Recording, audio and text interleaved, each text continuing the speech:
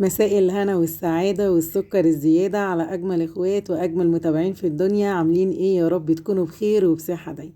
حبايبي وحشتوني قد الدنيا دي كلها. عايزة أقول لكم بصوا إن أنا هنا حاسة إن في حاجة ورا الكرتونة وعمالة أدور كده وأقلب شمال ويمين، لقيت العلبة البلاستيك دي. عيالي عفاريت زي ما انتوا اتعودتوا.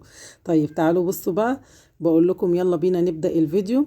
وكنت بسلم عليكم، بس طبعا اتعودتوا من الصبوحة قبل ما بنبدأ الفيديو مع بعض لازم نصلي على سيدنا محمد. اللهم صل وسلم وبارك على سيدنا محمد عليه أفضل الصلاة والسلام. تعالوا بقى بينا كده بقلب ايه جامد نخش على الفيديو بتاعنا. بصوا يا أمارات يا سكريات يا حلويات. أنا بحب أدلعكم يا جماعة. ده ايه بقى؟ ده كده كنت بوريكم الطقم الألمونيا. ده طبعا مش طقم ألمونيا قديم، ده طقم ألمونيا جديد.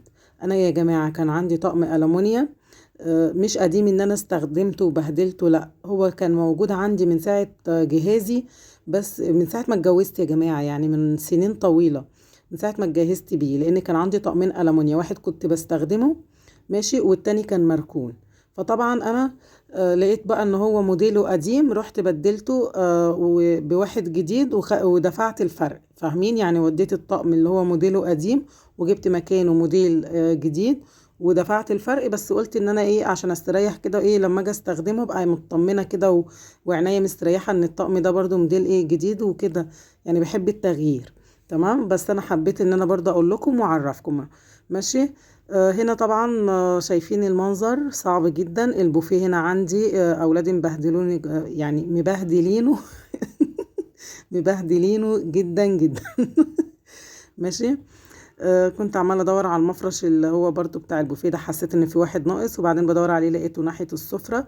هنا دي الريموتات بقى بتاعة التلفزيون وكده، وشواحن، شاحن لجوزي وشاحن للتليفون بتاعي، وشاحن طبعا في تليفون، انت عارفين ولادي ما شاء الله، يعني عندي كذا حد يعني، فبديهم بقى التليفون عشان يبعدوا عني شوية لو انا بعمل حاجة. فبرضو ليهم تليفون كده، اي نعم هو نص تليفون بس هنمشيها ان هو تليفون. وبرضو ليهم شاحن، فكله مكركب مكركب. عايزه اقول لكم البوفيه بصوا، عمال اوريكم ايه ده. ايه ده يا جماعه؟ دي شرابات الاولاد الصغيره، حد يقول لي جاب مين اللي جابها هنا؟ ما اعرفش. وطبعا وانا بروق زي ما شفت كده لما كنت بتخض، دي برشامه صداع. بقول لكم سلامتي يا دماغي. وسلامتك يا دماغي. برشامه صداع، ولقيتها قدامي بالصدفه. دي البرشامه بتاعتي اصلا، انا من غيرها ما بعرفش اقضي يومي. لازم برشام صداع. عشان اعرف اتعامل يا جماعه. انا لما اتخضيت من شويه كنت بروق كده، وبعدين اللي اسمها ايه يا جماعه اللي بتتحط على اسمها ايه؟ استنى هجيبها دلوقتي. اسمها ايه؟ شمعدان؟ لا. اه افتكرت يا جماعه، الاباجوره. الاباجوره اهي، هي تقريبا بواقي اباجوره. انا كده بعمل ايه يا جماعه؟ بدور على الطبق بتاعها اللي من فوق، او العلبه بتاعتها اللي من فوق، اللي هي بتداري على اللمبه شويه، او الكفر بتاعها، مش عارفه اسمها ايه بالظبط، ولكن هي اتكسرت. حتى البتاعه بتاعتها اللي من فوق انا مش لاقيها، عماله ابص عليها شمال ويمين مش لاقيها. ماشي. ولادي طبعا كسروها والحمد لله، وخدت الشر وراحت، مش مهم. المهم ان احنا ايه، ولادي الحمد لله بخير واحنا بخير والدنيا تمام، خلاص فداهم اي حاجه، ربنا يستر. فحبيت بقى ان انا ارتب البوفيه. مسكت المصحف حسيت باطمئنان والله العظيم يا جماعه بشكل فظيع. اول ما مسكت المصحف قلبي اتهز، وحسيت من جوايا ان انا مرتاحه قوي قوي، فما لقيتش اي حاجه اعملها غير ان انا احضن المصحف وابوسه بجد.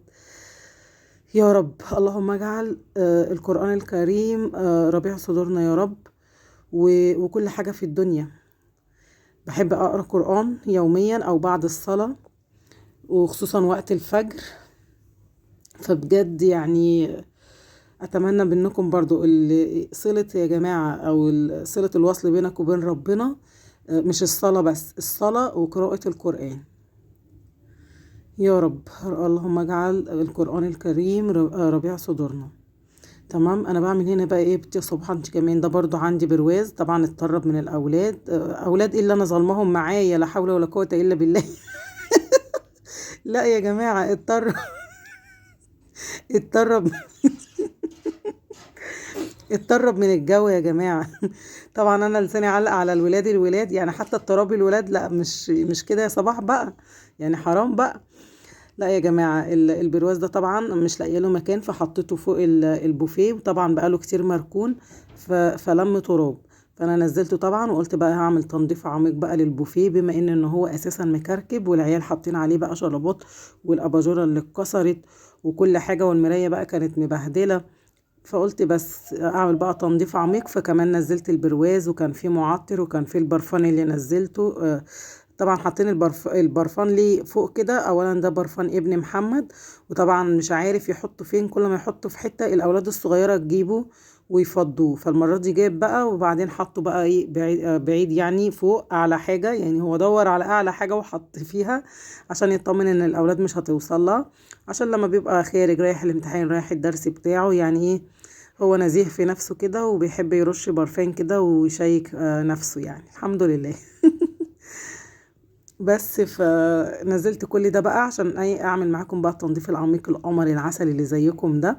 مسكته بقى الرخامة، يلا بقى بالمية اللي معايا دي، زي ما عودتكم قبل كده، فيها معطر ومية ماشي، وسنة خل، يعني بصي ايه، اي حاجة عندكم تقدروا ان انتوا تمسحوا بيها او تنضفوا بيها وكده. وطبعا في حاجات مخصصة للخشب والمرايات والحاجات دي. بس بما ان الدنيا صعبة بقى الفترة دي، ما عنديش استعداد ان انا اشتري بصراحة الحاجات دي، وبتبقى غالية.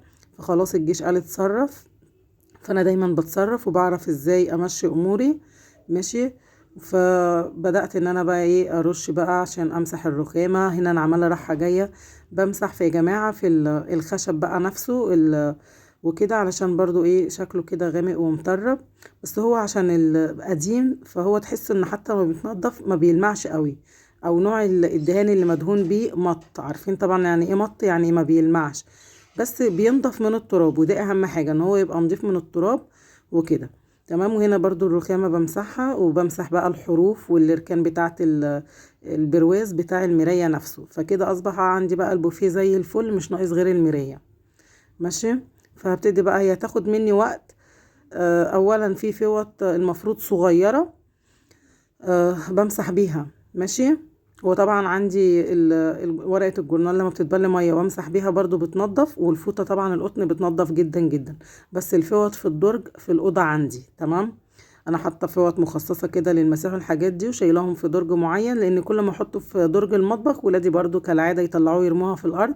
فانا خصصت جزء عندي في الأوضة ماشي، وحاطه فيها الفوط دي. بس مستحيل بقى وانا بروق كده ان انا اخش اوضتي، لان انا مقعده الاولاد جوه، ولو شافوني هيشبطوا فيا ويعيطوا، فهمتوا يا جماعه. فانا اتصرفت بقى، رحت جبت ايه ورقه الجورنال دي، واديني بمسح المرايه، وبرده مش هسيبها الا لما اخليها زي الفل ماشي.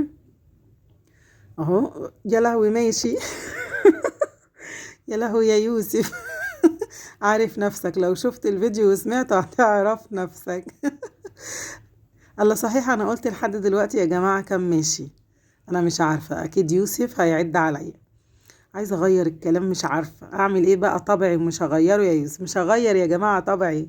محدش بيعرف يغير طبعه ابدا، ولا اسلوبه ولا طريقته في الكلام.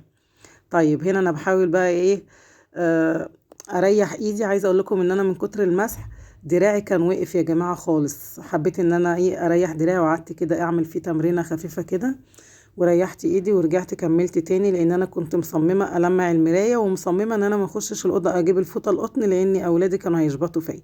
فهنا كده بقى ايه تمام، المرايه عندي بقت زي الفل، و100 فل و14، والدنيا تمام وعسل كده، والرخامه نطفت، والبوفيه عندي كمان نضيف بقى. كل حاجه كده عندنا ايه عسل وسكر وقشطه، زيكم كده يا ناس يا قشطه. دي بقى المفارش. عندي مفرشين اللي هما الكبار دول، بحط واحد شميل واحد ايه. هو انا ايه اللي جرالي النهارده؟ يا جماعه حد يقول لي ايه اللخبطه اللي انا فيها دي؟ وانا كل فيديو على الموال ده، بس مش هعيد والله ما هعيد. ايه واحد شميل دي؟